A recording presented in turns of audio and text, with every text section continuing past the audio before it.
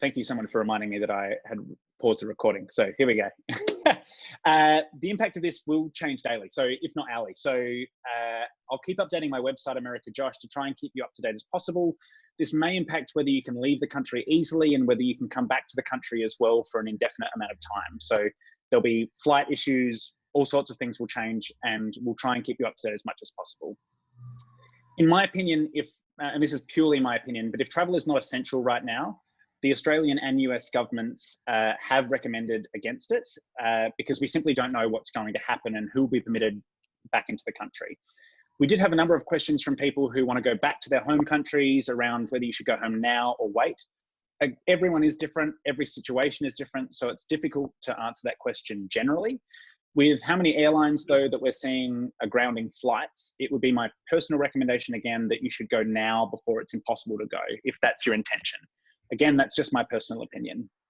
We've seen the Australian government, and just now the US State Department has requested all citizens return home. This is not a demand. It's simply stating that it's the state's opinion that you'd basically be better in your home country. For those of you like myself, though, and I know this question gets asked a lot, who are like people like us who are established abroad, you have a life and you're comfortable where you are, there has been nothing changed and you are allowed to remain in the US. But it is understood basically by doing that, it might become more difficult to repatriate back to your home country if you decide to do that in the future. Finally, we did have a couple of questions about travel and health insurance. So if you are without health insurance, it would be a good idea to look into that as soon as possible. If you are relying on travel insurance, be sure to check with travel insurance providers what they do and don't provide for.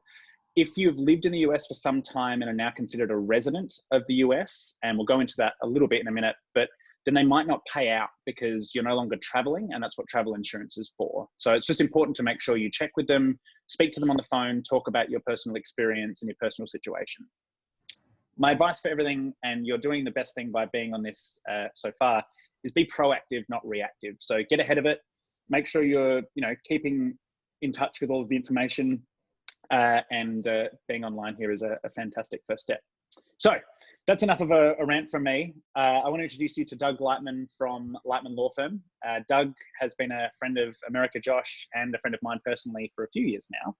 He processes many, many visas and helps lots of people with green cards and other immigration issues. And Doug, I want to thank you very much again for coming on tonight to help us out. I know I've bombarded you with lots of questions, and I know you're incredibly busy with doing this professionally. So let's start off. Something really easy and something really broad that we got asked, and we just want to clarify the difference between who's a citizen, who's a resident, who's a permanent resident, when it all comes to the information that's coming out. Sure. Yeah, I just want to say thanks, Josh, for having me, and that was a fantastic intro. And thank you everybody for joining, and this is hopefully this will be helpful information, and I hope everybody stays healthy and is able to pursue options and avenues that are in a way that doesn't cause too much stress and panic. But to your question, Josh, who is a citizen, who is a resident, and who is a permanent resident? Sure. Yeah. So, well, a citizen is a citizen of the United States.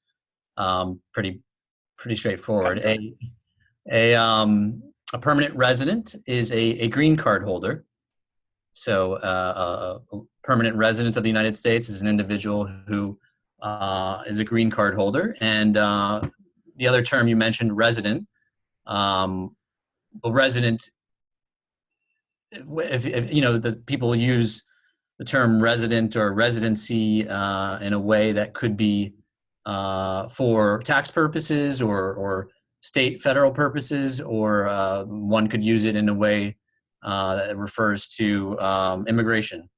And if you're using it from an immigration perspective, it means you're a green card holder, so permanent resident.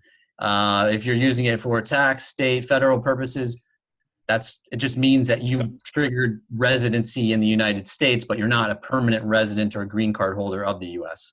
Yeah, fantastic. And I think I just wanted to clarify that because obviously there's always information coming out saying like for what Australia did recently, they mentioned that residents were allowed and citizens were allowed, and what they were referring to was permanent residency. So most of the time, I think when that language comes out, they'd be referring to citizens, permanent residents, and people on visas are neither of those. Right. People on visa.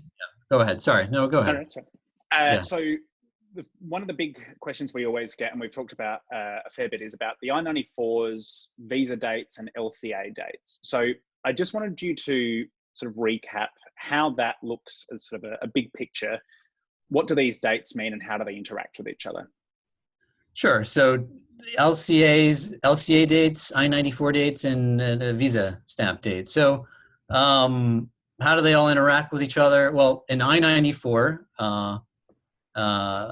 is granted upon entry to the United States, and an I94 controls the individual's status in the United States and the period of time that they may remain in the United States in that status if they are maintaining status.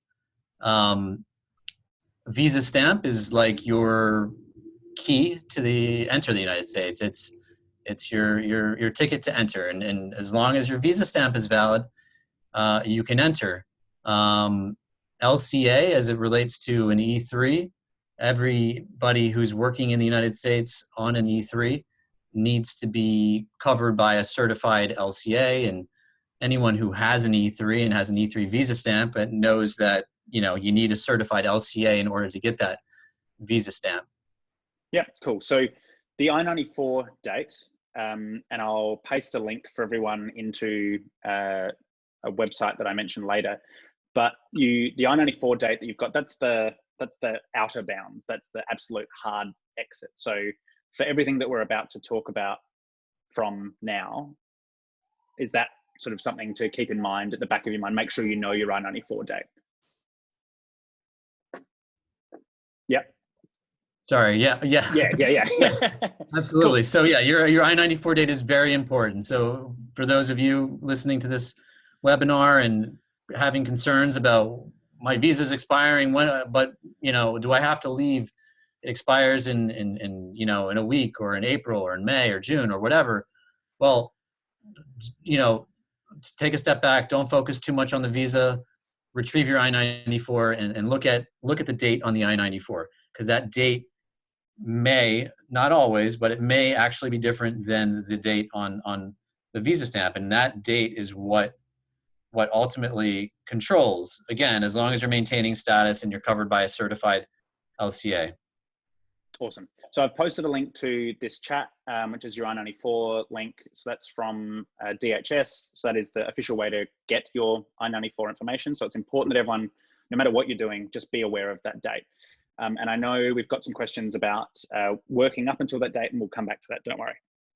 So I then want to talk about grace periods, because that's something that gets mentioned a lot, especially with E3 visas. People want to know, basically at the end of an E3 visa, how long do you have? And if you finish working on an E3 prior to the end of the E3 term, like prior to that LCA or that visa period, how long do you have to do something about it?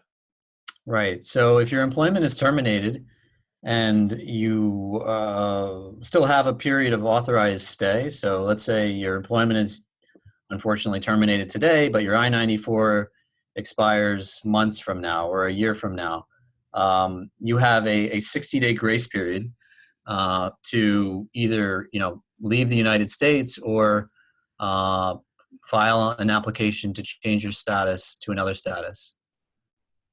Awesome. Yeah. Yeah. The other, you want me to talk about the other? So it's 60 days from if it's within the E3 period, but the I94 within the I94 period. Yeah, 60 days. Cool. So whichever is shorter, basically. Yeah, I mean, if your I94 expires April 1st and you're terminated today, unfortunately, you don't have 60 days. You have to leave technically. And if you serve out your whole E3 period, it's not 60 days, it's just 10 days at the end. So if you've done, say hypothetically, it's a 2-year period and you've gone to the end and your employment you just fulfilled your contract in the LCA, it's not 60, but it's 10 at the end. Right. Awesome. One of the questions that we got asked a lot is, and I know that there are lots of questions coming in, but don't worry, we'll get to a lot of that. So is there any lenience for anything during, we've got travel bans, we've got issues with getting flights out. As a broad sweeping brush, are we expecting leniency and different conditions because of what's going on in the world at the moment? I mean, I would hope so. I would think that there's going to be some leniency. I don't know though. There's been nothing announced to date. I mean, the only leniency that has been announced to date is from as it relates to individuals who have entered through the ESTA program and have specifically entered through JFK and Newark. JFK and Newark have said that they're going to provide a 30-day extension. They use a different term, but it's essentially an extension. If you contact them, they will provide a 30-day extension on your ESTA period of authorized stay. But other than that, at this time, nothing has been announced. Listen, I would think you would think that I would think that there's going to be something provided. I mean, we're also dealing with the Trump administration. So we just don't know. Yeah, okay. Just to touch base on, when you were talking about maintaining status, do you want to just quickly describe what it is about what status means, just to make sure we've defined? Yeah, so you've entered the country and... Right, yeah, so status is, when you're in the United States, you're in the U.S. in a specific, you have a specific status. So like E3 might be a status. Right, so you're not, the E3 visa is used to enter, but once you've entered, you're in the E3 status. If you used a J1, once you've entered, you're in the J1 status. In terms of what it means to maintain status, it means that you're abiding by the terms of the visa that you used to enter the U.S. So if you use the E3 visa to work for employer A as an engineer, and you enter using that visa, you need to work for employer A as an engineer as per the terms of that visa. Yeah. Yep, cool. So maintaining status just basically means, ticking all the boxes that was required of you to get the visa. So if you're doing what you're meant to do in the country and you've entered on an E3 and you're now working at the job, that is maintaining status at a very pure form. Right. Yeah. Cool. So some of the stuff that we're going to talk about in a minute, it concerns USCIS and contacting the USCIS offices. I think a lot of people would have seen on Facebook and throughout the internet that USCIS is closed. I just wanted to confirm with you whether, what exactly the deal with that is. Yeah, so the only thing that has been closed so far as it relates to USCIS are local offices and biometric centers. And what that means is that every state has potentially one or more local offices, and those local offices assist mostly people who are applying for green cards with their interviews, people who are applying for citizenship. They also hold immigration courts in those offices. So those offices are not used by people who are here on, any type of visa. Like if you're here on a J1 and F1, ESTA, E3, whatever it is, H1B, that the local offices have nothing to do with those visas. So those offices are closed, yes, but not the entirety of the USCIS, and not the wing of the USCIS that would be responsible for reviewing extensions of status, change of status, and things of that nature. So as of now, as far as the USCIS being closed, it only should be of interest to people who are, for example, have an interview scheduled for a green card through marriage, or an interview for naturalization, or biometrics appointment, or they're about to attend their oath ceremony. Yeah. Yep. No, fantastic. So realistically, for everything we talk about in the past and in the future, when we talk about USCIS, that's still functioning right now, as far as we know. Sure. Now, it's functioning as it always has. Yeah. Okay. So one question that gets asked quite a bit talks about financial assistance and unemployment. And unemployment, I understand, is it's an adjacent issue to immigration. It's, it's a whole world in and of itself. So it's not necessarily something you can speak to, but from an immigration perspective, is that something that might come up if you were valid with a state and you could get unemployment? Is that something that are there some things you should think about? Well, yeah, I mean, whether or not you can obtain unemployment is, again, as Josh mentioned, a state by state analysis, and if you qualify and you do obtain unemployment, will it potentially impact you from an immigration perspective in the future? I mean, it could. I wouldn't share the fact that you received unemployment I wouldn't provide it freely, like, hey, I got unemployment. I mean, if you're pursuing for example, a green card if you're pursuing a green card, you will get to a point where you will have to disclose that you received unemployment benefits, and it will be one of many things that they will take into consideration in furtherance of determining whether or not you are might be a public charge. Okay, so there are things to think about before quickly sort of going out, but it's a bit of a grey area as to whether it sort of strictly it doesn't concern it strictly. Okay, so we've already talked about we did touch on ESTAs. So if you are on an ESTA and you're coming to the end of your term and you can't get out, do you just want to quickly recap that? Sure. If you're here on an ESTA, you can't get out. Unfortunately, you cannot change from ESTA to anything else. You can't technically extend an ESTA. If you have entered through JFK or Newark, they are providing, they're not calling it an extension. I don't remember exactly what they're calling it. Do you have it in front of you right now? But it's like an extension. It's a 30-day sort of reprieve. They're saying, hey, contact us, give us your information, and we're going to give you an additional 30 days to leave. But unfortunately, it is impossible to change from ESTA to anything else. You could. The only thing that you can do from ESTA is, for example, I don't think this would apply to anybody on this webinar. Apply for something like asylum. You could, if you're married a U.S. citizen, you could apply for a green card through marriage from ESTA if you have married a U.S. citizen. So if you're on this webinar and you're married to or in a relationship with a U.S. citizen and ready to get married, and you don't want to leave, you could do that. You can actually do that, but those are the exceptions as it relates to ESTA. So and I've gotten inquiries like that as well. Hey, I'm here on ESTA. Can I change to something else? Student, E3, J1. Unfortunately, you can't do it. It's impossible. Okay, and that's strictly for people that entered on an ESTA. So there are some questions about, if I'm on my grace period, all of those extension bits, none of that applies to them because they were on a different status. Applies to them. That's specific to ESTA. Yeah. Yep. Okay. Cool. Okay.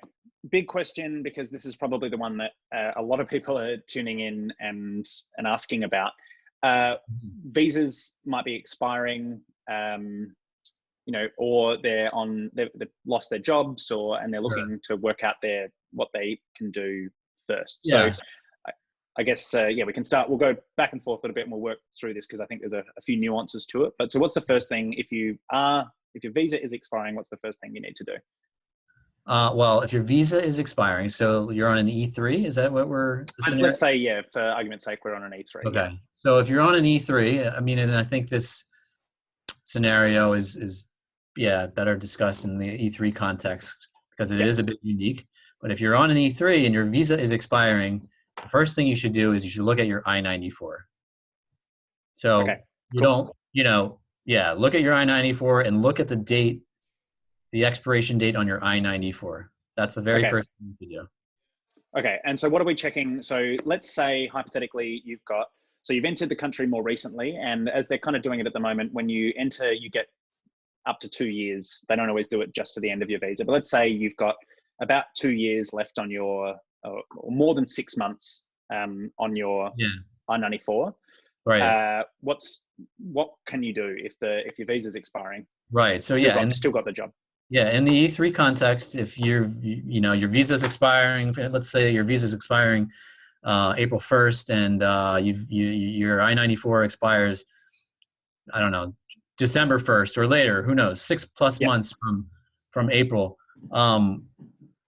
you're in a pretty good situation. Assuming your job hasn't ended, and you're in a pretty good situation because you can remain. You can remain in the U.S. You've been admitted through the date on your I-94. Your visa stamp doesn't control when you have to leave the U.S. The I-94 controls when you have to leave the U.S. So you can leave. You can remain in the U.S. through the date on your I-94. However, if you're on an E3, you have to ensure that when you're in the U.S. In that status, in the E3 status, that your time in the U.S. is covered by a certified LCA. So in the situation that we're talking about now, the LCA that you currently are working under is going to expire almost definitely on or April 1st. before the date of your visa stamp expires. So that means you need to file a new LCA to cover the period of time after your current LCA expires. And, an LCA that would carry you to or beyond the end date on your I-94. Okay, so that's we're providing people in that situation. So you've still got, this just to clarify, you're a person who still has the same job, your visa is ending, but your I-94 you have more than 6 months left on your I-94. You can, in theory, file an LCA to bridge the difference between your current end of visa to the I-94 date. You can remain and you can work because they kind of immediately transition one to the other. Yeah. And so that would mean that you don't need to do any formal extension, like you don't need to renew through USCIS. We'll get to that. You don't need to do anything. You don't need to do it. You can't do anything through the USCIS because you can't extend a status through the USCIS unless it's expiring 6 months or less from the time you submit an extension request. So you can't, like if your I-94 expires a year from now, you can't submit an extension of status with the USCIS, and you don't need to leave and get a new visa stamp. Yeah, cool. Okay, so when you've got that extension, and as you said before, we just want to make sure that people know that extension of your status and the validity of working with the LCA does not mean that you can leave the country and come back in, even if all the bans were lifted.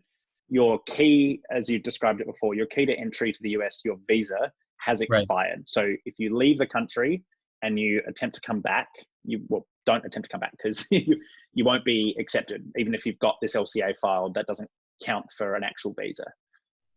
Yeah. So in this scenario that we're describing, if you do what I'm suggesting in June, July, August, whatever, you decide you want to leave, visit family, whatever, go on a holiday.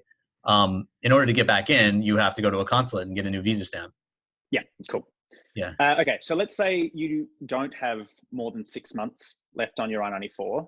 So your status is running out in the country. You've got less than 6 months. So you're April 1st, your visa ends and your I-94 might only go for another 2 months.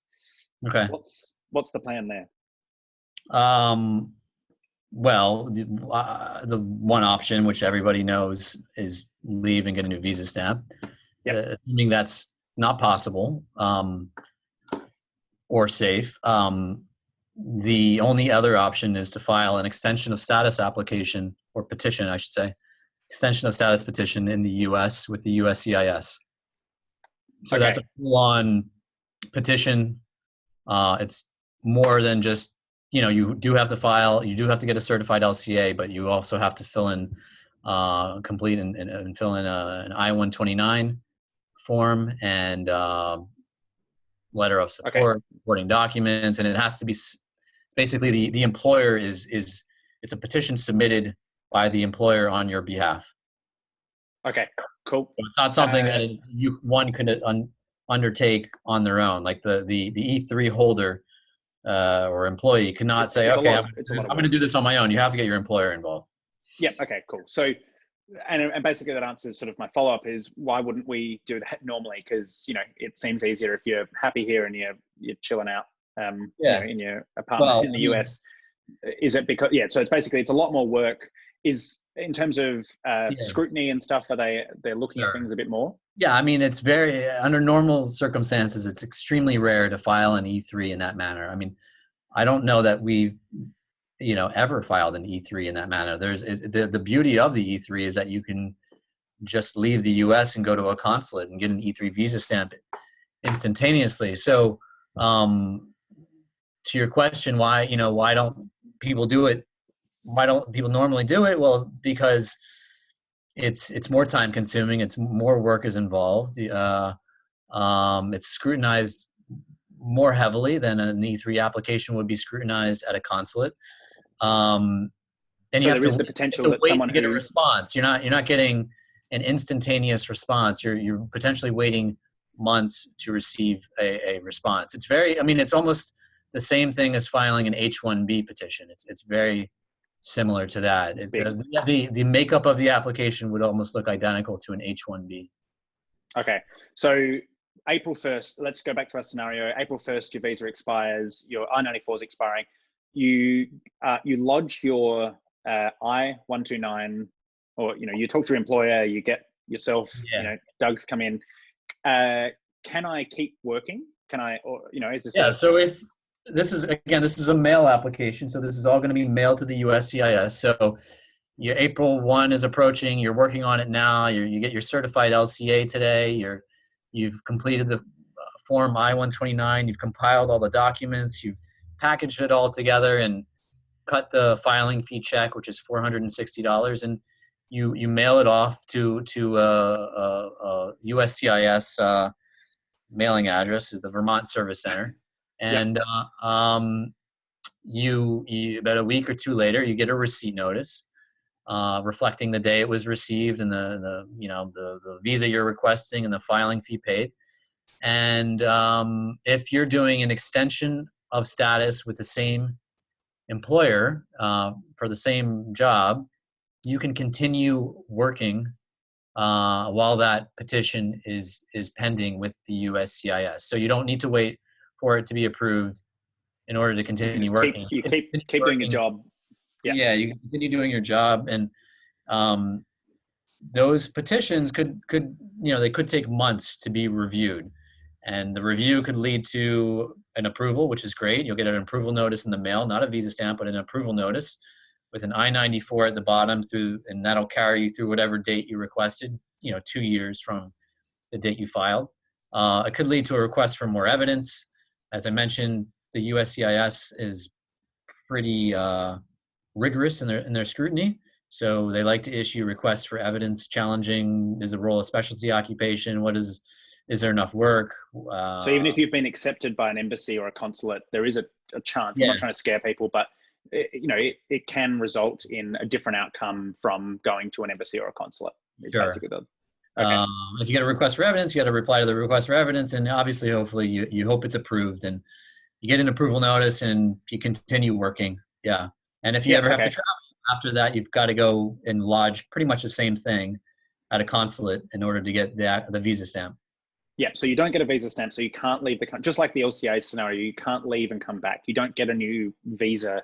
And we say stamp, but like the sticker, we don't get one of those in the passport. You just get an extension of internal status. What's the deal with the 240 days? There was... Yeah, so so you can work if it's an extension of status with the same employer, you can work for up to 200. If you can work while it's pending, and if it should happen to remain pending for a long time, you can work for up to 240 days. So for up to 8 months, you can work while it's pending. If it's still pending after 240 days, you have to stop working, but you can remain in the U.S. While you wait for a decision on the petition. I mean, let's hope your petition doesn't pend. You're done. Yeah. Pending for 8 months. Sorry. Yeah, I mean, it's possible, so it's good to consider. So when should you think about filing if you're going down the 129 path and you're sort of trying to work out timing, get things right, what kind of timing should we be looking at?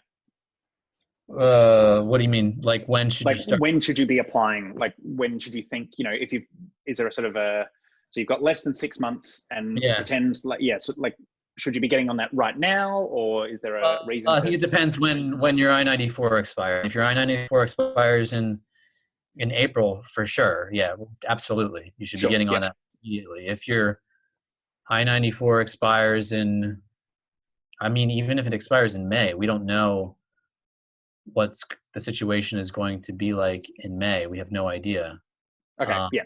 So I would say, yeah, it's something you should seriously consider. If it's going to expire in the summer, you might have a little bit of wiggle room to see if things clear up and travel is okay and the consulates are open. I mean, consulates are taking appointments. I think before this we talked about how we heard of people making appointments for May. I think, yeah. Now you said June is the earliest, right? Is that what you? Yeah, I think I logged in this afternoon and saw that Australia does have June appointments. But I think it's important to say that while there are important, appointments listed today, we don't 100% know whether they're going to do that, because as of right now, all of the consulates and embassies are shut for in-person interviews. So it's important that everyone knows that while we're saying that some people are making appointments in the future, they're doing that because they've sort of extended their dates out, but we don't know for sure whether or not that's going to actually apply. Okay, so it was kind of a pivot from that is, let's pretend like someone's in their grace period, they've been terminated, not terminated, sounds vicious, but they don't have work anymore. We're going to talk about their options. So first things first, does USCIS get notified, or what's the process? So when does the grace period start? The grace period starts when your employment is, so the day after your employment ends. The day after you stop being an employee. The grace period starts. Okay, so it's not about any other notifications or anything. Your grace period begins when your employment, the day after, that's day one of your grace period. Right. Okay.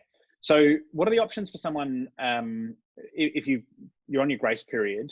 So you've come in, and let's again say E3, you've come in, you're not working, you've lost your job, you're on the 60-day grace period. If you find other work, what do they go back to that? What we were talking about before? Is it just filing an LCA, or do they need to do an I-129? No, I mean, if you find other work, let's say you find a new job, you either, obviously can get a visa from abroad, but if that's not possible, the only other option would be to do you'd have to file an I-129 petition and basically a change. Do that whole process. Change of employer, do that whole process.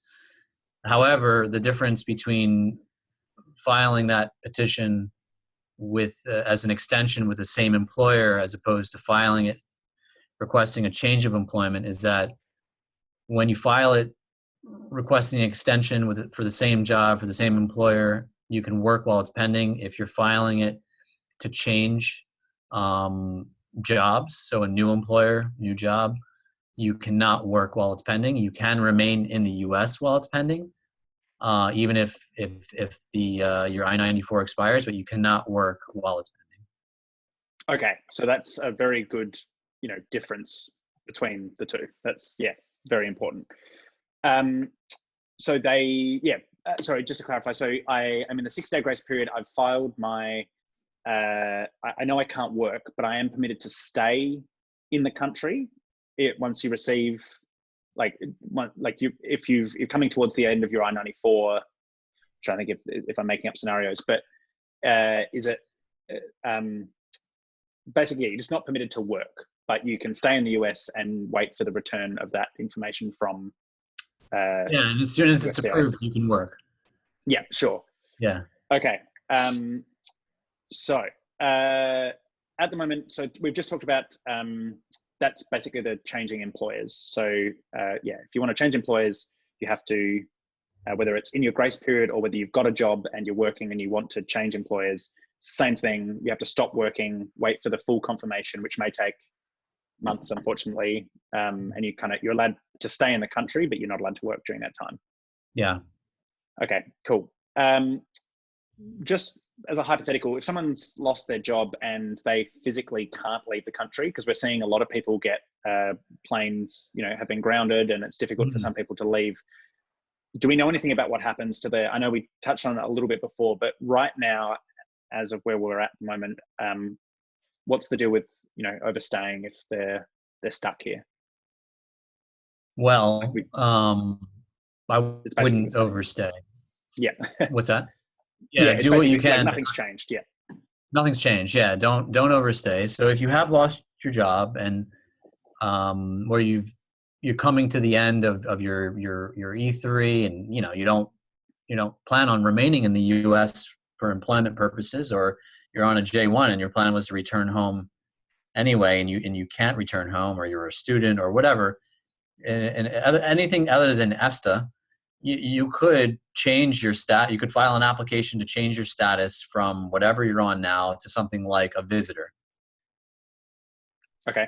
You would want to do that a B1, your B2 kind of I94 thing. expires. I'm sorry? Yeah. Like a B1, B2 visa. Yeah, B1, the B2. visitor. Yeah. Yeah. Okay. So, and just to clarify, if you're in the 60-day grace period, so I know I'm jumping back a little bit, but it's a good question just to clarify. If you're in the 60-day grace period and you do not get an offer and you're coming towards the end of the 60-day, you have to leave, like regardless of your I94, that's your grace period. That's when you have to leave the country.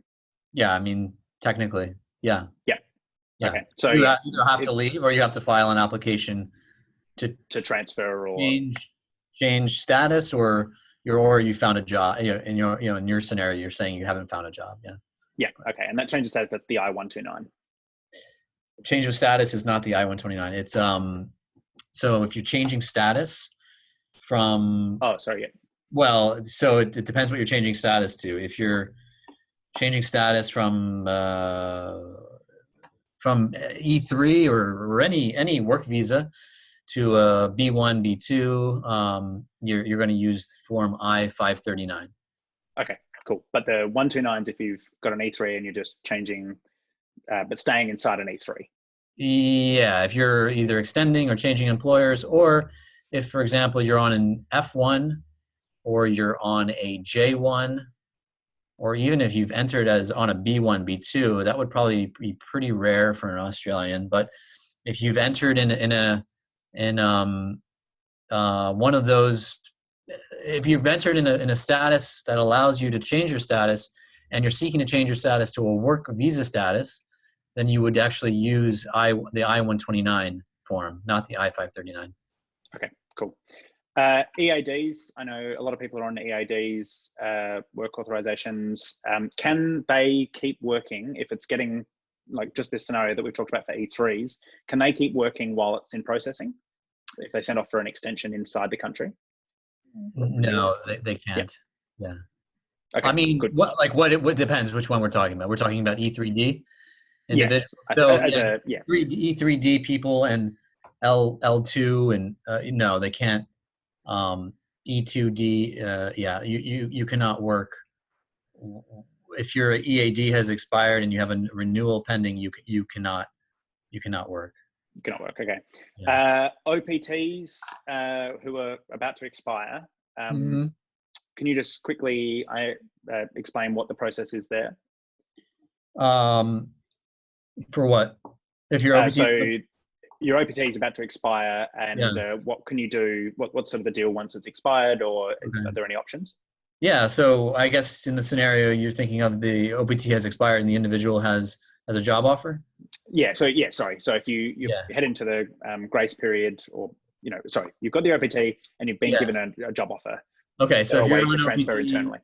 Yeah, and you have a job offer, then you would file an application to change your status to the work visa status that you desire. If you're Australian, that would either be it'd be an E3, or I don't know that it would be much else, maybe an O1. I don't most Australians don't get involved with the H1B because they have the E3. So you would file an application to change your status, and that would be using form I-129. But again, unfortunately, you can't work while that application is pending. You have to wait for it to be approved before you can work. Okay, that's good. Yeah, good note. How about the J1 visas? How are they affected? So premium processing is not available for E3.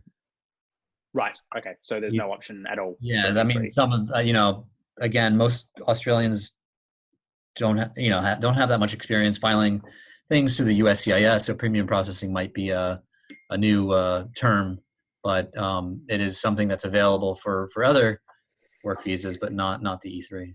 Nice one. Okay, cool. J1s. I know we've got a few people on J1s, and just wondering how they're affected. Do they have to return home? Yeah. What are the?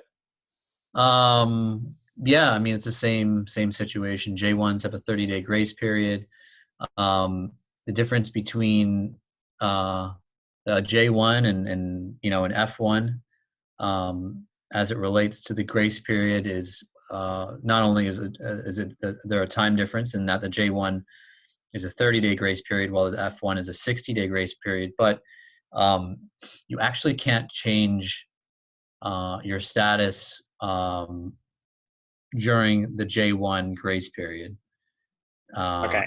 So you have to change J1 status inside having a valid J1, unlike the F1 where you could change it inside the. So you can change, right? If you're on a 12-month J1, you need to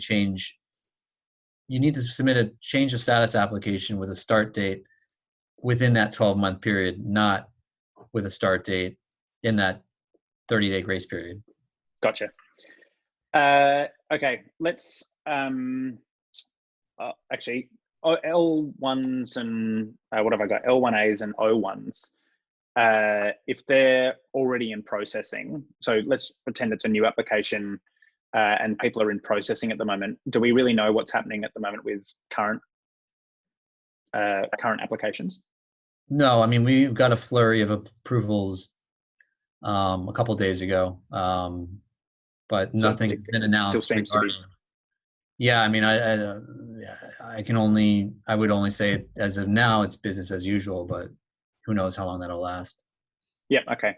If an O1 is expiring, just out of interest, what are they the same as an E3 or a F1? Or are they similar to another one that we've discussed? No, I mean the O1 is, well, potentially. I mean, you have to look at the I94 for sure. Okay. Yeah.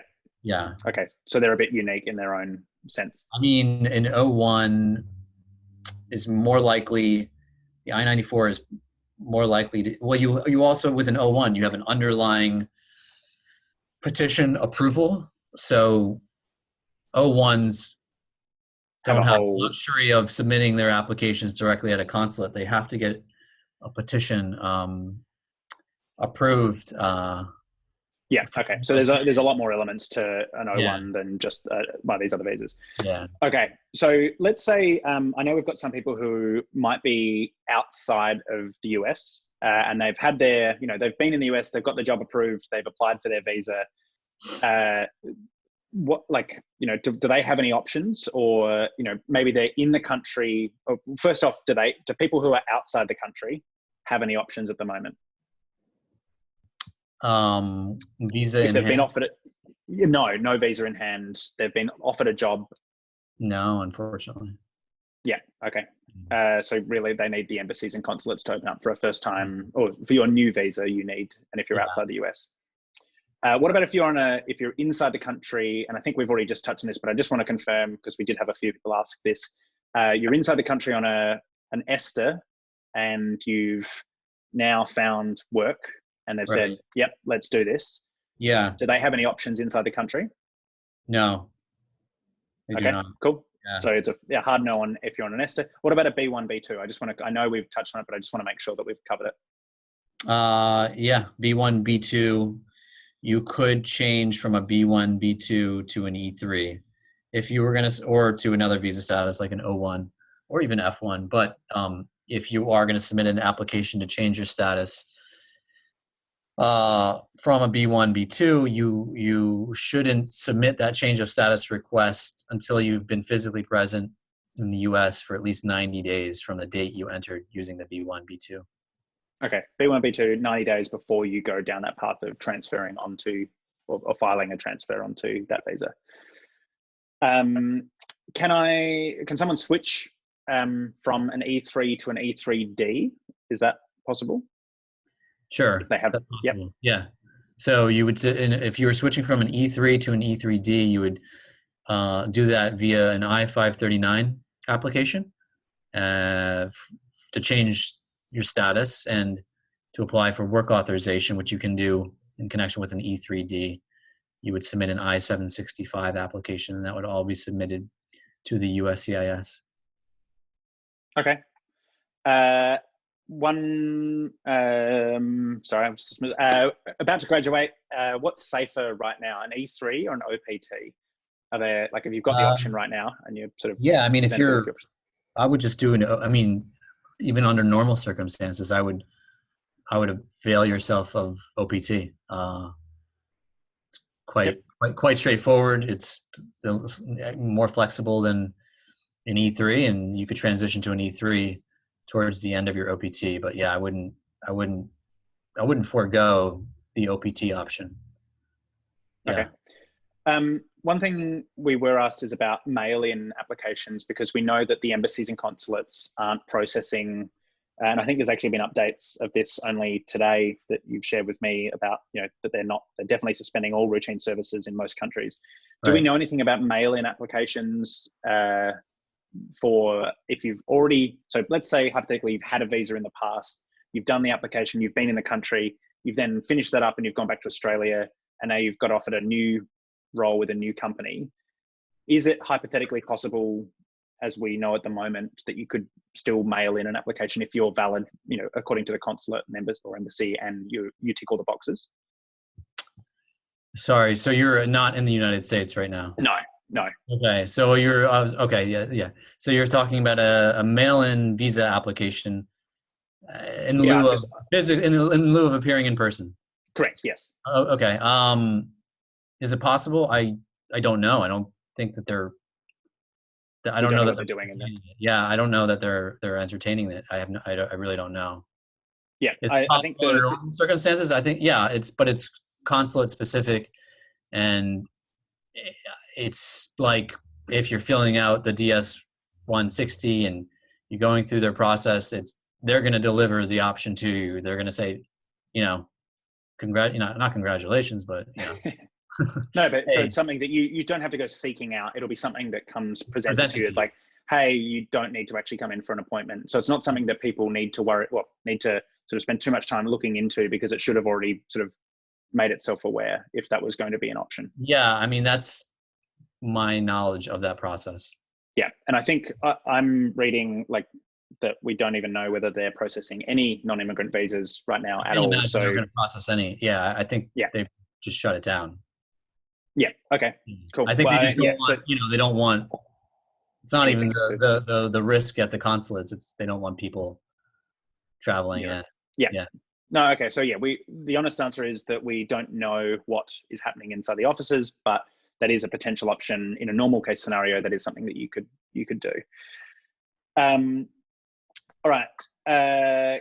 One question that gets asked a lot, and I think you should be able to answer this one, is can I work for a US company if I'm not in the US? So I've got the job with the US, and I might have thought, I'm going to get back to Australia. I'm more comfortable there. I'm now in Australia. Can I continue working for the company that I have the visa with? Yeah, sure. I mean, if you're not in the United States, you're not within the reach of U.S. immigration law. So it doesn't matter. I mean, you can work for a U.S. company in Australia with or without a visa, being in possession of a visa. Okay. You don't need a visa. Like, the visa is to enter the U.S. to work in the U.S. If you're not in the U.S., U.S. immigration isn't really relevant. Yeah, so there may be. I mean, your employer might be working with a payroll company, and they're going to say, "Oh, I don't know how to process payroll. You need a visa," but you don't. So there are bigger implications, and there are implications around you doing that, but it's not a strict immigration one. There is, and that's a good follow-up. Are there any implications if you? So let's say last month you decided, I'm getting back to Australia. I want to be close to my family, and this is basically a whole bunch of scenarios that we've been given that want to be back with their family in Australia, and they're working there for the company. Are there any implications for not sort of being present on that visa, or is it, you've still got the job, you're fine? Yeah, it's fine. Yeah. So do they need? Sorry. Yeah, no, it's okay. You don't have to be. If you got the visa, you worked here for a couple months, and you decide to leave, and continue working for the same company abroad, there's no issue. There's no great implication. You're not going to be penalized in any way. And if you decide that, you want to come back and work on that same visa at a future date while it's still valid, you could do that as well. Yeah. I think one thing that I've recommended to a few people, just because of, again, this comes down to anecdotes and stories, but it's decent having a letter from your employer, just saying, like, write it all out, date it, letterhead, signed by, your boss, saying, I hereby give permission to Doug to work in Australia for the 3 months between X and Y, signed Josh. Just that idea that you've got a piece of paper that if worst case scenario, someone goes, hey, you've been away for 3 months, what's the deal? At least then you've got something that you can feel a little bit comfortable. But from what you've said, you're completely well within your rights to do that. Sure. Awesome. Okay, if your situation changes, so I know that some people, let's use the extreme example first. You've been told that you can't they can't pay you anymore. Your employer can't pay you anymore, but they do want to keep you on, ideally they'd like to keep you employed. They just, at the moment, I think it's furlough. Are there any options? Do you know what someone can do on an E3 visa? Put you on the spot. Yeah, no, I mean, I feel badly about saying that there aren't any great options. I mean, there is no furlough option or furlough grace period. There's, unfortunately, technically, if they decide to stop paying you, you're not maintaining status. Yeah. Okay. What about if your pay changes? So they say, we can move you to part-time for a period of a few months. We just need to put you on part-time. Can you just talk through if that part-time to full-time to part-time, a change of your employment situation? So, in normal circumstances, I would say if you're moving from part-time to full-time or full-time to part-time, it's a material change. And if it's a material change, you need to get, technically the most conservative way of proceeding would be to get a new visa or to submit a amended petition in the United States. And so in today's, situation with what's going on right now, new visa isn't an option. And so you have to consider, well, do I need to submit an amended petition? I mean, that's the most conservative way of proceeding. Obviously it's quite a bit to do. Could one potentially take another position and say, well, you know what, I'm going to submit another LCA and change it from part-time to full-time or full-time to part-time. I mean, you could. I wouldn't sign off on saying that that's a responsible. It's not as we said at the beginning, it's not the strict reading of what. Yeah, I wouldn't go on the record advising people that that's in line with the law. But no, that's fair. Okay, green cards. I know quite a few people have them and they might be locked out of the country because they simply can't get back in. Do we know anything about leniency? And I know we've said this a few times, but I just want to make sure that we've covered it for green cards. If you've left, you're out of the country for good reason and you're outside for more than 12 months, which is normally the limit. Do we know anything about permanent residence at the moment? How long are you out of the US? You're out for more than a year? More than a year. If you're out for more than a year, I mean, we don't know anything about leniency right now. I mean, I can tell you in normal times, people do get back in. They get back in, they might have an issue with CBP. That's Customs and Border Protection, Customs and Border Protection. But they are, I'm not saying you're guaranteed to get back in, but they do get back in. But there's nothing announced as of now. So, again, I would hope that something would be announced, and even if it isn't, maybe CBP, the Customs and Border Protection at the airport, maybe they will, take it upon themselves to evaluate the situation, one situation on a case-by-case basis and say, okay, Sure. but the honest truth is we just don't know. But there hasn't been anything announced. There's nothing official. It's unfortunately, it's a terrible situation for many, and we just don't know. Yeah. Okay. Basically, our last question is at 7 o'clock, but we timed this beautifully. Once everything kicks off again, so let's say hypothetically in the future, I mean, are we expecting things to go back to normal? Are there going to be delays? What do you estimate? And we know you don't know, but just as a rough estimate. I don't know. I mean, I would, the immigration world is consistently unpredictable and chaotic as it is. And this is just going to make it even more so, unfortunately. There's always new things happening in immigration that create we just don't and challenging times. So we really don't know what's going to happen when this dust settles with all of this stuff. Yep. Okay. Well, that's all. We did set 6 to 7, and I want to make sure that we are mindful of everyone's time and your time as well, Doug. So is there anything you want to add before we finish up? I would encourage everyone, to stay healthy physically and mentally, and we'll all get through this. And that's really it. If you do need assistance from a legal perspective, as it relates to immigration law, you can definitely, reach out to me. We are receiving quite a few responses. We have, obviously we have clients as it is, so we're not able to respond to everybody, but if, feel free to reach out, and if we can help you, we will let you know how we can. Doug is too polite.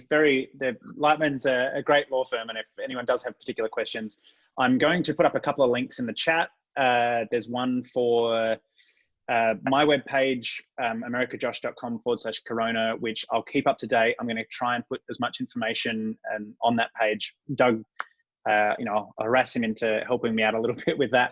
But a lot of it's just about broad information that you should know, and I'm trying to keep it up to date so that we don't just trust in shares on social media, because sometimes they go a little bit awry. There's also, if you want to get in touch with Doug, I've just submitted to the, no, I haven't. I'm going to do it right now.